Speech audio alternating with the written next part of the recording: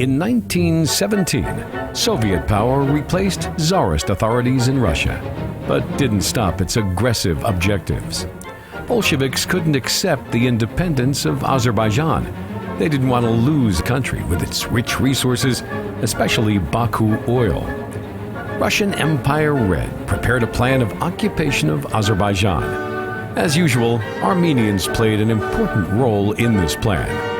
Soviet Russia promised to give them Nagorno-Karabakh, and they betrayed our nation once again.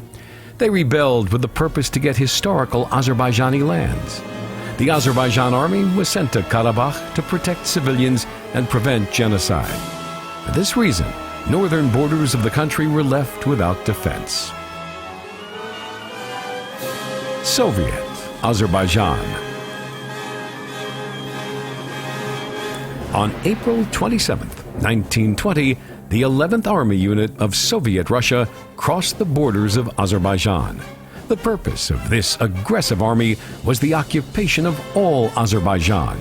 But the occupiers hid their intentions and pretended that they came to help the revolutionary Azerbaijan nation.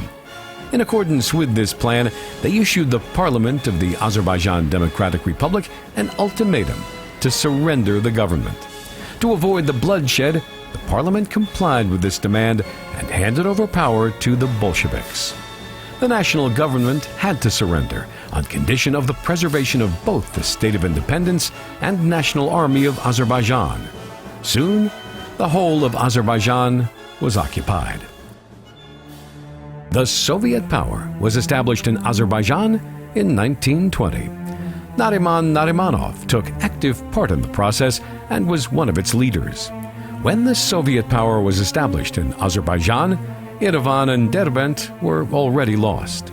The destinies of Zagatal, Zangezur, Nakhchivan, Karabakh, and Baku was still complicated.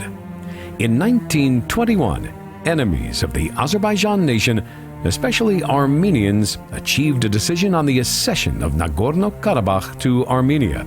But this decision was annulled with the resistance and demand of Nariman Narimanov. Thanks to the determination of Nariman Narimanov, Nakhchivan, Karabakh, and Zagatal remained with Azerbaijan. Baku was recognized as the capital of Azerbaijan, but he couldn't prevent separation of Zangezur from Azerbaijan. Gradually, Nariman Narimanov realized that Soviet authorities were the successors of Tsarist Russia. That's why Nariman Narimanov died mysteriously several hours after meeting with government officials in Moscow in 1925. The 1930s were very difficult for the Azerbaijan nation. Soviet power was already established. New laws and rules were applied in the country. As a result of the policy of Soviet Russia, the occupied countries were united under the name of Soviet republics. The Russian language was announced as the official language. Even the alphabet was changed to separate our nation from its roots and past. Despite all the slaughters committed after the Soviet occupation, intellectuals still lived with the desire for freedom. Great intellectuals that didn't accept the occupation regime were destroyed en masse. But mass slaughters escalated in 1937.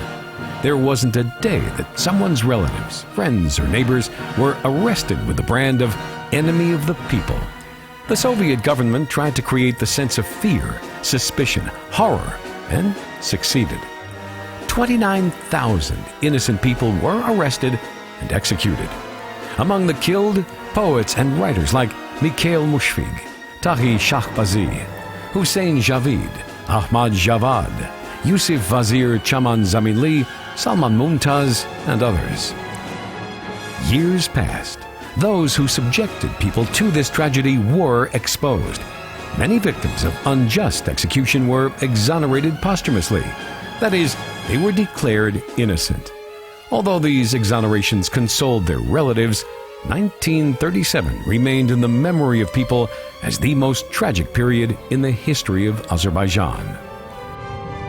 One of the greatest wars, World War II, started in 1939. Azerbaijanis, just like those in other nations, joined the struggle against fascism, as it was a threat to the world future and humanity. The struggle was carried out both on the front line and on the home front. Nearly 700,000 representatives of the nation fought on the front lines. Almost all work on the home front was performed by women, the elderly, and teenagers. They worked instead of their husbands, children, and fathers. Special military teams, divisions, consisting of Azerbaijanis were organized. These divisions took active part in the liberation of occupied towns and villages. They went through the war from Caucasus to Berlin. The 416th Azerbaijani Division was one of the military units first entering Berlin. Baku became the most important home front of the Soviet Army. A lot of weapons, military supplies, and shells were made here and sent to the front line. Baku oil was one of the main factors providing victory over the enemy. There was much need of aviation gasoline. Our scientists, led by the great chemist Yusuf Mammadaliyev, found new ways of its realization. Aviation gasoline production increased 3 times. For their participation in the war, more than 400,000 Azerbaijanis were awarded with orders and medals. Although Azerbaijan had a particular contribution to the USSR victory in World War II, the government didn't stop the hostility toward Azerbaijanis. They supported insidious plans and actions of Armenians at every opportunity. Mass deportation of Azerbaijanis from Armenia SSR was one of these cases. The process was carried out in 2 stages, in the years 1948 to 1953, and again in 1988 to 1991.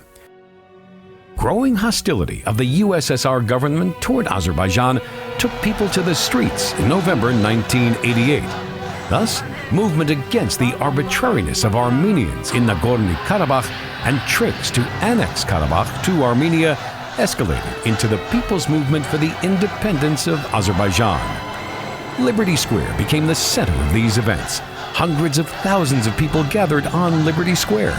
The freedom movement grew more powerful with each day. The struggle for freedom and the motherland united all the people. 3 colored flags, being the symbol of our independence and national statehood, were fluttering in the square. Leaders of the Soviet Empire wanted to prevent the dissolution of the USSR and to frighten people demanding liberty.